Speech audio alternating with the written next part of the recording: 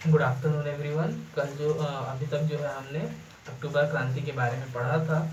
आज जो है हम स्टालिन के बारे में पढ़ेंगे कि स्टालिन कौन था, कैसे उन्होंने गद्दी संभाली।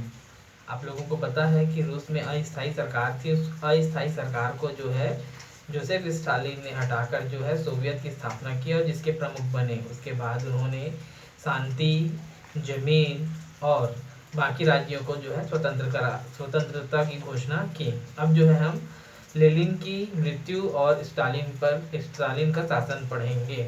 ठीक है बच्चों, चलो बुक ओपन करेंगे। 1924 में लेनिन की मृत्यु के बाद जोसेफ स्टालिन जो है क्या बने, वहाँ के शासक बने। ठीक है, उसके बाद उनका विरोध भी चालू होने लगा। तो इस विरोध के कारण जो है उन्होंने क्या किया कि बहुत सारे जो लोग उनका विरोध कर रहे थे उनको जो है उन्होंने मौत के घाट उतार दिया और धीरे धीरे जो है वह सोवियत का और रूस का सर्वमान शक्तिमान जो है नेता बन गया। अब चूंकि रूस जो है युद्ध से अलग हो चुका था, उसकी आर्थिक स्थिति भी खराब थी और बहुत सारे जमीन जो है उन्होंने किसको दिए थे, संधि के दौरान जापान को भी दिए हुए थे।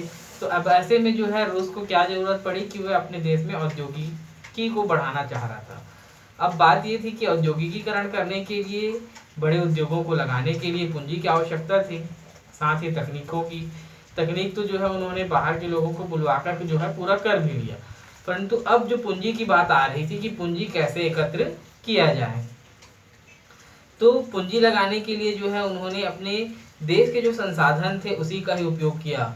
उन्होंने अपने जो भी मजदूर थे, सबसे पहले तो अपने देश में जितने भी संसाधन थे, जितनी भी पूंजी थी उसको उसने उद्योगों पर लगाए।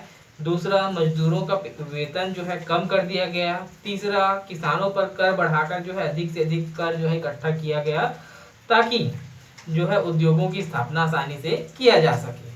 अब बात ये आई कि जब कर बढ़ाया गया, मजदूरों का वेतन कम रखा गया, तो उन्होंने विरोध क्यों नहीं किया।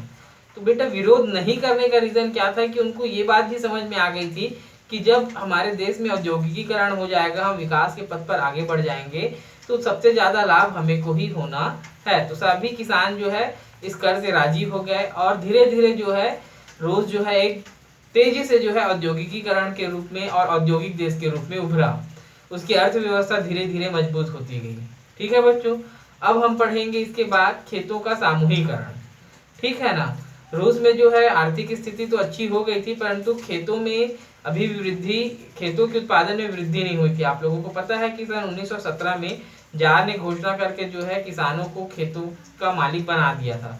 अब किसानों के पास अपनी खुद की जमीनें थी, परंतु वो जो खेती का काम था आज भी परंपरागत तरीकों से कर रहे थे, जिसकी वजह से जो है खेतों में उत्पादन कम हो रहा था, किसानों की स्थिति अच्छी नहीं थी। तो उद्योगों को बढ़ाने के साथ साथ अब जो है वो क्या चाह रहे थे कि वे चाह रहे थे कि कृषि में भी तेजी से उत्पादन बढ़े।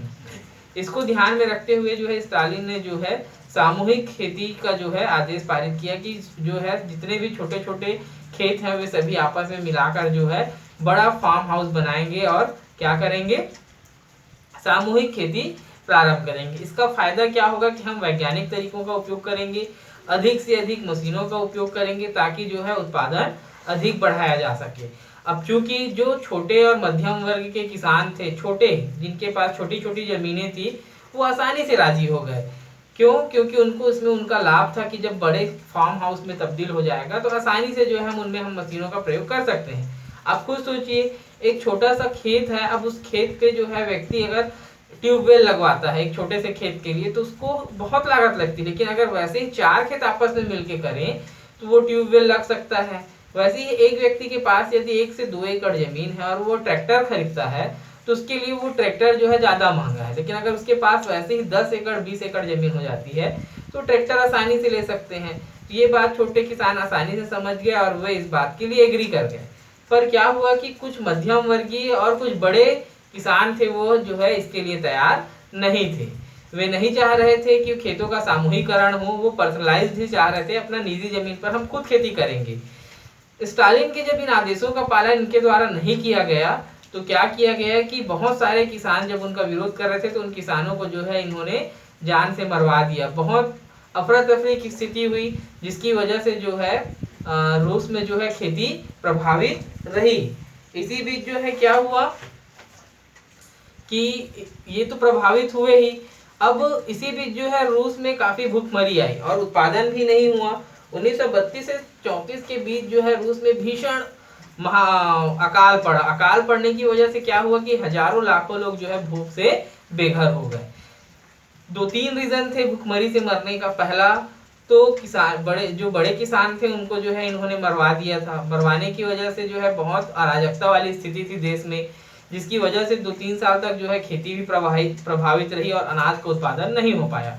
इसी बीच जब 32 से 34 के बीच में जो है सन 1932 से 1934 के बीच में जब अकाल पड़ा तो उससे क्या हो गई, स्थिति और भी बुरी हो गई, जिसकी वजह से एक तो अनाज का उत्पादन ना होना, अनाज की कमी होना, जिसकी वजह से जो है बहुत सारे लोग जो है भूख से मर गए। ठीक है बच्चों, किसी भी प्रकार का डाउट हो तो जरूर मेरे से पूछेंगे और आई होप सब बहुत अच्छा पढ़ रहे होंगे, कॉपियां बना रहे होंगे, क्योंकि डाउट नहीं आ रहे हैं इसका मतलब ये है कि मैं यही मानूंगा कि आप लोगों को सब चीजें आसानी से समझ में आ रही है। ठीक है बच्चों, थैंक यू।